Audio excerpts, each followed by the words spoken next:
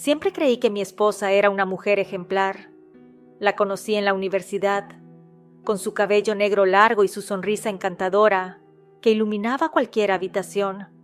La amé desde el primer momento, y cuando me dijo que sí al matrimonio, supe que había ganado la lotería de la vida. Pero ahora, mientras la veo dormir con su rostro sereno, no puedo evitar preguntarme si de verdad la conozco. Ponte cómodo y escucha cómo me di cuenta de que mi esposa me estaba siendo infiel y de cómo la vida dio un giro inesperado. Todo comenzó cuando, por accidente, vi un mensaje en su celular. No suelo revisar sus cosas, nunca me había dado motivos para dudar, pero mientras cenábamos, su teléfono vibró varias veces sobre la mesa. Ella lo tomó con rapidez, apagó la pantalla y lo dejó boca abajo. Un movimiento casi imperceptible, pero suficiente para sembrar la duda en mi mente. Esperé a que se durmiera. Cuando su respiración se hizo profunda y pausada, tomé su celular de la mesita de noche. Introduje la contraseña que siempre utilizaba. Sin embargo, no se desbloqueó el celular, y justo en ese preciso momento, la pantalla se iluminó y vi la notificación. Era un mensaje que venía, según de padres de familia. Eso no tenía sentido. Conocía los grupos de la escuela de nuestros hijos, y este no era uno de ellos. El mensaje que se podía leer era: ¿te gustó lo de ayer? No puedo dejar de pensar en ti. Cuando estés con él, piensa en mí y en lo que te hice la semana pasada. Yo estaba boquiabierto. Entonces un nuevo mensaje llegó diciendo que quería verla el jueves, como siempre. Las palabras se clavaron en mi pecho. Mi esposa, la mujer con la que había construido una familia, la madre de mis hijos. Me estaba engañando, no había duda. El dolor se convirtió en rabia, pero no dije nada. No la desperté, no le reclamé. En vez de eso, decidí esperar. Cuando llegó el jueves, mi esposa Clara me dijo que saldría con sus amigas a tomar el café. La observé mientras se arreglaba, con la serenidad de quien no tiene nada que ocultar. Su rostro reflejaba tranquilidad, su sonrisa era la misma de siempre, como si realmente fuera a pasar la noche conversando con sus amigas sobre cosas triviales. La vi subirse a su auto y la seguí a distancia, asegurándome de no perderla de vista. Se dirigió a un parque conocido en la ciudad y estacionó. Esperé con el corazón latiéndome en la garganta. Entonces vi cómo un auto rojo se acercaba lentamente. Clara salió de su coche sin titubear y se subió al auto del desconocido. No hubo duda. No era una simple coincidencia. El auto aceleró y yo, con las manos tensas sobre el volante, lo seguí con cautela. Condujeron por calles secundarias, evitando las avenidas principales, hasta que finalmente llegaron a su destino. Un hotel discreto, apartado, lo suficientemente lejos como para evitar miradas indiscretas. Se bajaron y caminaron hacia la recepción como dos amantes sin preocupaciones. Ni siquiera se molestaron en mirar a su alrededor. Para ellos el mundo desaparecía en el momento en que cruzaban esa puerta. Yo me quedé afuera, esperando. 2 horas pasaron lentas. La rabia, la humillación, el dolor. Todo se mezclaba dentro de mí como un veneno. Pensé en entrar, en enfrentarlos ahí mismo, pero me contuve. No quería un escándalo. Quería entender hasta dónde llegaba su mentira. Finalmente la puerta del motel se abrió y los vi salir. Clara caminaba con aire despreocupado, con el cabello húmedo y una sonrisa satisfecha dibujada en los labios. No había rastro de culpa en su rostro, ni una sombra de duda en su actitud. Aquel hombre, su amante, la seguía de cerca con una expresión relajada, como si todo hubiera sido parte de su rutina. Se subieron nuevamente a su auto. El hombre era completamente diferente a mí. No teníamos nada en común. Mientras que yo medía 1,80 m y superaba en estatura a Clara, Él apenas la sobrepasaba por unos centímetros. Su complexión era más delgada, su porte descuidado. No entendía qué podía haber visto en él, pero en ese momento la comparación era lo de menos. El auto avanzó por las calles silenciosas de la ciudad hasta llegar nuevamente al parque donde había comenzado todo. Ahí, donde su coche la esperaba intacto, como si nada de lo que había sucedido en esas 2 horas hubiera dejado una marca. Clara bajó apresurada, se subió a su vehículo. Yo volví a seguirla. Pero para mi sorpresa, no tomó el camino de regreso. No se dirigió a casa. En lugar de eso, se dirigió a un café en el centro, donde ya la esperaban 2 de sus amigas. Se sentó con ellas, sonriendo con naturalidad, como si nada hubiera ocurrido hace apenas unos minutos. Se quedó ahí hasta que dieron las 12 de la noche. Me hice al dormido cuando llegó a casa. Sentí cómo se deslizó en la cama a mi lado, con su respiración tranquila, como si no acabara de revolcarse con otro hombre en un motel barato. La sangre me hervía, pero no dije nada. Esa noche no dormí. Me quedé mirando el techo, planeando lo que haría. En mi trabajo tenía una compañera, Carolina. Siempre me había insinuado cosas, a veces entre broma y broma, y otras de manera muy abierta. Ella era una mujer muy hermosa y soltera. Sin embargo, jamás le fui infiel a mi esposa, ni con Carolina, ni con nadie. Siempre pensé que el amor significaba lealtad, respeto y compromiso. Pero ahora, sentado en la oscuridad de nuestra habitación, mientras mi esposa dormía plácidamente a mi lado, entendí que había estado jugando solo. La semana siguiente, cuando Clara me dijo que volvería a salir con sus amigas, le sonreí con la misma naturalidad con la que ella me había mentido. «Está bien, amor, diviértete», le dije cínicamente. Ella me dio un beso rápido y salió. Inmediatamente llamé a Carolina. No hubo necesidad de convencerla. Me dijo que sí antes de que terminara la frase. Le di la dirección del mismo motel al que había seguido a Clara la semana pasada. Esa noche, todo sucedió como debía. Carolina y yo entramos a la habitación y pasó lo que tenía que pasar. Pero para ser honesto, no lo disfruté. Solo pensaba en que quería vengarme de mi esposa infiel. Cuando llegó la hora, supliqué en silencio que todo saliera como lo había imaginado. Cuando salí de la habitación con Carolina a mi lado, me encontré de frente con Clara. Ella también acababa de salir de la suya, tomada de la mano de su amante. En ese instante el tiempo se congeló. Vi cómo su rostro pasó del asombro a la incredulidad y después al pánico. Soltó la mano de aquel hombre como si se quemara. Dio un paso hacia atrás, pero no encontró escapatoria. Yo no dije nada, no hacía falta. Solo sonreí, porque mi venganza acababa de comenzar. Cuando salí del motel con Carolina a mi lado, aún podía escuchar los gritos de Clara en la distancia.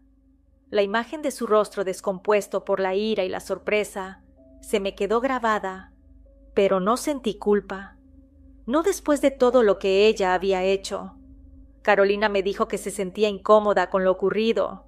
Yo le aseguré que no tenía por qué sentirse así. Mi esposa me había sido infiel desde hacía mucho, así que se lo merecía. Carolina se subió a su auto y nos despedimos con un beso, el cual, obviamente mi esposa lo vio a la distancia. Podía sentir su mirada clavada en mi nuca, pero no me importó. Llegué a mi casa y a los 10 minutos Clara llegó. De inmediato comenzó a reclamar, a gritar, exigiendo explicaciones como si fuera yo el que había cometido el peor de los pecados. Su voz era una mezcla de indignación y despecho, y aunque sabía que intentaba dar vuelta a la situación, no pensaba caer en su juego. Mientras ella hablaba, mientras me reprochaba cosas que nunca antes había dicho, entendí algo. En su mente, ella ya se había justificado. Decía que yo trabajaba demasiado, que nunca le ponía atención, que se había sentido sola, que su amante le daba lo que yo no. Obviamente no había arrepentimiento en sus palabras, solo excusas. Y entonces lo vi claro. Todo había terminado. El silencio que siguió fue pesado, pero no tardó en romperse. Clara aceptó, aunque no sin antes exigir lo que, según ella, le correspondía. 20 años de matrimonio no podían tirarse a la basura sin una compensación económica, me dijo cínicamente. Escucharla decir aquellas palabras con tanta frialdad casi me hizo reír. Ya no le interesaba salvar nuestro matrimonio, solo asegurarse de no salir perdiendo. Le respondí con calma que eso lo vería con mi abogado. Sin darle oportunidad de seguir discutiendo, subí las escaleras y cerré la puerta de nuestra habitación. Clara se fue de la casa poco después de aquella última discusión. El divorcio se inició de inmediato, pero no fue un proceso sencillo. Al principio las negociaciones parecían ir por buen camino, hasta que su verdadera naturaleza salió a flote. Empezó a exigir propiedades que nunca le habían pertenecido, incluyendo un rancho a las afueras de la ciudad, un lugar que había sido herencia de mi padre y que jamás estuvo en la mesa de negociación. No lo permití. Le ofrecí una mensualidad generosa, suficiente para que siguiera con la vida a la que estaba acostumbrada, además del auto que manejaba. Lo consideré justo. A pesar de todo, era la madre de mis hijos y la mujer a la que amé por más de 20 años. Pero eso no le bastaba. Quería más. Pero yo me mantuve firme. No había culpa en mí, solo determinación. Al final, cuando entendió que no cedería, aceptó lo estipulado en el acuerdo. Y así, después de tantos años juntos, todo terminó con una firma en un papel. Un año después de nuestra separación, recibí una llamada suya, ya que casi nunca hablábamos. Todo era a través de mi abogado o, en su defecto, a través de mis hijos. Por lo que te podrás imaginar, fue inesperado. Apenas vi su nombre en la pantalla de mi celular, sentí una mezcla de desconfianza y curiosidad. Por un momento consideré no contestar, pero algo en su insistencia me hizo cambiar de opinión. Su voz no era la misma. Sonaba apagada, quebrada, como si la vida le hubiera pasado por encima. No llamó para discutir ni para reclamarme nada. Solo quería verme. Dejé a un lado todo el rencor.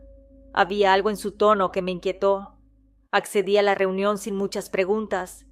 Nos encontramos en su departamento. Cuando llegué, la imagen que encontré fue completamente distinta a la mujer que alguna vez conocí. Su rostro estaba pálido, su mirada apagada. El lugar estaba en penumbras. Algo en el aire se sentía denso, pesado, como si la casa misma cargara con una tristeza que no podía explicar.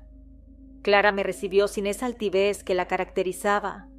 Había adelgazado, sus manos temblaban ligeramente, y cuando me senté frente a ella, entendí que lo que fuera que la había llevado a buscarme no era algo trivial.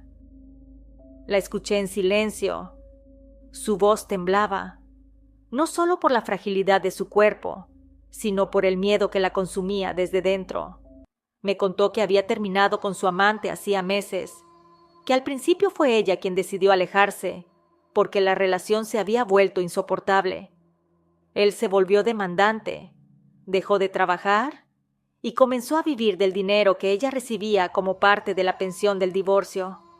Lo que una vez creyó amor se transformó en una carga asfixiante. Y luego vinieron los golpes. La primera vez pensó que había sido un arranque de ira. La segunda, entendió que nunca se detendría. La tercera terminó en el hospital con una fractura en las costillas y el labio partido. Fue entonces cuando decidió marcharse. No dije nada, pero en mi mente, una voz fría susurraba que esto era el precio de sus actos, el karma, la justicia que llega sin avisar. Pero lo que más la aterraba no era su examante, ni la ruina de su vida social. No, lo que la tenía al borde de la desesperación era algo más oscuro, más intangible. Desde que terminó con él comenzó a enfermar. Su piel se apagó, su cuerpo se consumió poco a poco, la comida le sabía a ceniza, y su sueño se convirtió en una tortura. Decía que cuando caía la noche, sentía una presencia en su casa. Al principio eran cosas pequeñas, una que otra sombra vista con el rabillo del ojo, sonidos extraños en la noche. Sin embargo, fue escalando. Aparecieron los golpes secos en las paredes, en la puerta de su habitación, como si algo la acechara. Tú podrías pensar que podían ser mis hijos, pero ellos se acababan de mudar a Monterrey y ella vivía completamente sola. Los mensajes de su ex amante no ayudaban. Llegaban a todas horas, cada vez más amenazantes. Decía que si no regresaba con él, iba a morir, que de eso él se encargaba. Buscó ayuda en sus amigas, pero como muchas veces sucede, descubrió demasiado tarde que nunca fueron realmente sus amigas. Solo la querían por apariencias, por la imagen que representaba.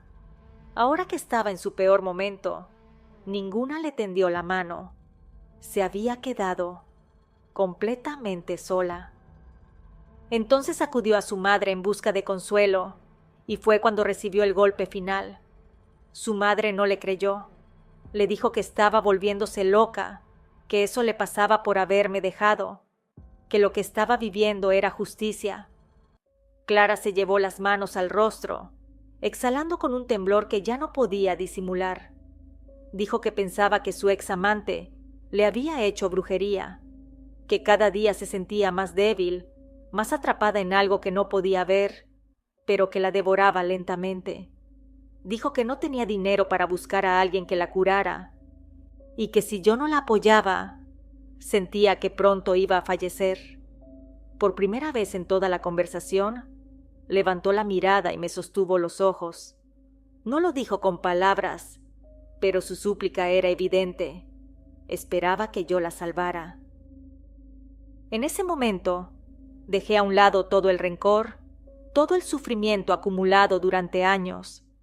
Clara era la mujer a la que había amado, la madre de mis hijos, y ahora estaba ahí, rota, asustada, con los ojos llenos de una súplica silenciosa. Sin pensarlo demasiado, la abracé. Ella se derrumbó contra mi pecho y comenzó a llorar con un temblor que me heló la sangre. Me pidió que me quedara con ella esa noche, que necesitaba que alguien más escuchara lo que pasaba, que no podía seguir enfrentándolo sola. Entre la curiosidad y las ganas de ayudarla, acepté. Nos acostamos en su habitación, en la misma cama que una vez compartimos como esposos. A pesar de todo, no me sentía incómodo, sino inquieto, como si el aire en la habitación pesara más de lo normal. El sueño llegó tarde, pero finalmente nos venció a ambos. Cerca de las 3 de la madrugada me despertó un sonido seco y violento. Al principio pensé que lo había imaginado en medio de un sueño, pero entonces volvió a escucharse. Golpes fuertes, insistentes, justo en la puerta del cuarto. Me incorporé de inmediato con el corazón latiéndome en la garganta. Clara también se despertó, con los ojos abiertos de par en par y el rostro desencajado por el miedo. Abrí la puerta de golpe y no había nada. Clara comenzó a llorar nuevamente y me preguntó si lo había escuchado. Le dije que sí, que no era su imaginación. Entonces una corriente helada recorrió la habitación, un frío inusual, penetrante. Miré el control del aire acondicionado. La temperatura era la misma de siempre, pero el frío que sentía en la piel no tenía explicación. Clara se llevó las manos a la cabeza y cerró los ojos con fuerza. Dijo que tenía un dolor insoportable, como si algo le apretara el cráneo desde adentro. Fui rápidamente por un vaso de agua en la cocina y se lo di. Me dijo que tenía miedo, que esto no era normal, que algo la estaba acechando. Antes de que pudiera responderle, los golpes volvieron. Esta vez no venían de la puerta, sino de la pared, justo detrás de la cabecera de la cama. 3 golpes secos, tan fuertes, que la madera vibró. Esa pared daba a la habitación de al lado. No lo pensé 2 veces. Me levanté, encendí la luz del pasillo y caminé hasta la puerta del cuarto contiguo. La abrí de golpe. Como te podrás imaginar, tampoco había nada. La cama estaba intacta y la ventana cerrada. Y sin embargo sentí que algo me observaba. Algo que no podía ver, pero que estaba ahí. Regresé a la habitación y abracé a Clara. Le prometí que la ayudaría. No importaba lo que había pasado entre nosotros, lo que nos habíamos hecho mutuamente. Lo que estaba viviendo iba más allá de cualquier venganza terrenal. Aquello era algo oscuro, algo que ninguno de los dos comprendía del todo. A la mañana siguiente tomamos un vuelo a Veracruz y sin perder tiempo nos dirigimos a Catemaco. Había escuchado de ese lugar en más de una ocasión, famoso por sus brujos y chamanes, por los rituales que se llevaban a cabo en sus cuevas y montes. Si en algún sitio podían ayudar a Clara, era justamente en ese lugar. Nos tomó algunas horas preguntar y dar con la persona indicada. Los lugareños nos hablaron de un curandero que tenía fama de ser poderoso y certero. Cuando llegamos a su consultorio y vio a Clara por primera vez, no necesitó que le dijéramos nada. «Te trabajaron con brujería negra», le dijo con total seguridad. Clara se estremeció y honestamente yo también.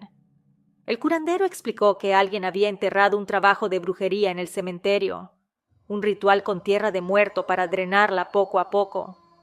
Dijo que lo que ella estaba viviendo, los ruidos en su casa, el frío inusual, la enfermedad que la consumía, no eran coincidencia.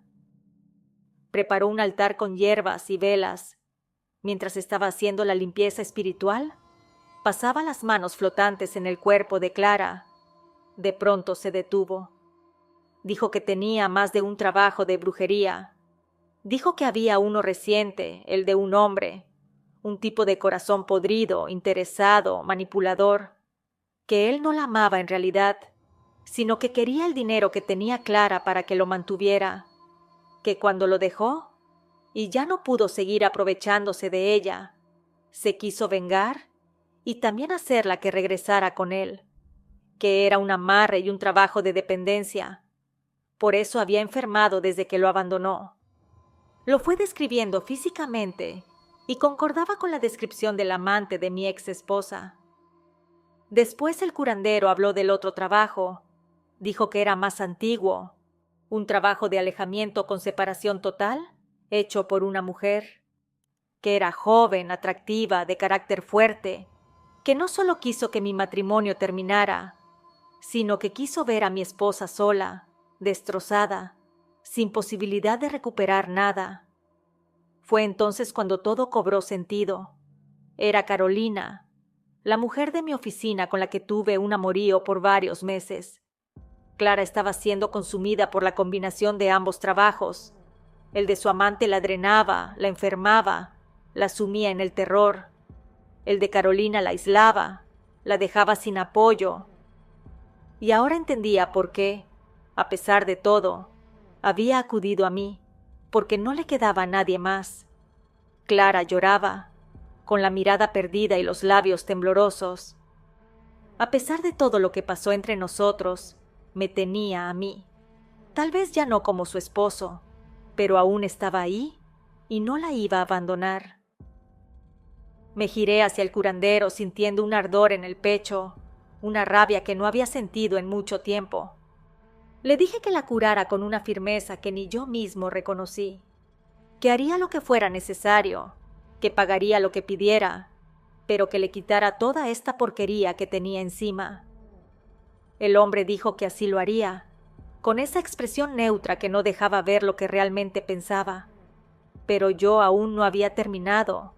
Le dije que quería que todo el mal se le regresara a las personas que lo pidieron.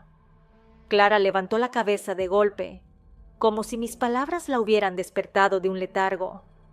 «No lo hagas», me dijo. «Mejor que el destino decida». Pero yo no estaba dispuesto a dejarlo en manos del destino. Por culpa de esas personas, mi matrimonio terminó en ruinas Mis hijos sufrieron, y yo me quedé sin el amor de mi vida. Y ahora, después de todo, ¿iba a dejar que se salieran con la suya? Obviamente que no. El curandero me dijo que no era cualquier cosa regresar la brujería, que regresar el mal a su origen es peligroso, y no solo para ellos, también para mí, que todo tiene un precio. Yo le dije que no me importaba. Siempre había sido un hombre justo, un hombre correcto. Nunca busqué hacer daño a nadie. Trabajé, fui fiel, cuidé de los míos. Y aún así, me traicionaron, me pisotearon, me destrozaron la vida. Si había un precio que pagar, lo asumiría. El curandero comenzó el trabajo de devolución esa misma tarde. Permanecimos en Catemaco varios días. Clara necesitaba sanar por completo, y yo quería asegurarme de que así fuera. Día tras día su semblante cambiaba. La veía dormir mejor, recobrar el color en sus mejillas, comer sin que le doliera el estómago.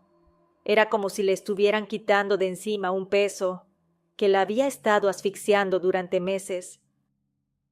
Cuando finalmente regresamos a nuestra ciudad, la dejé en su casa y ella me sonrió con sinceridad, por primera vez en mucho tiempo, y me agradeció por todo. Yo solo asentí. No había nada más que decir. Desde ese día nuestra relación cambió. No volvimos a ser esposos, pero el rencor que nos separaba se fue disipando poco a poco.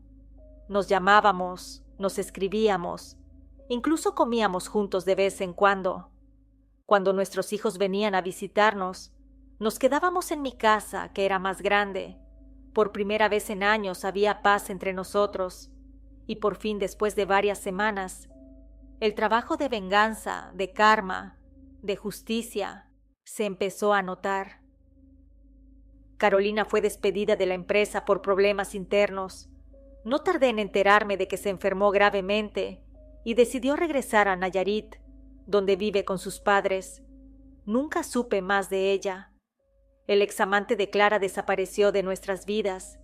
Dejó de molestarla de un día para otro, como si nunca hubiera existido.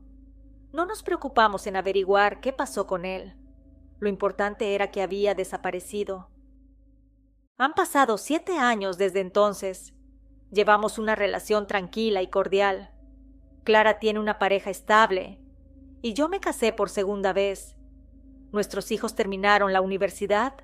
Uno vive en Alemania y el otro en Estados Unidos.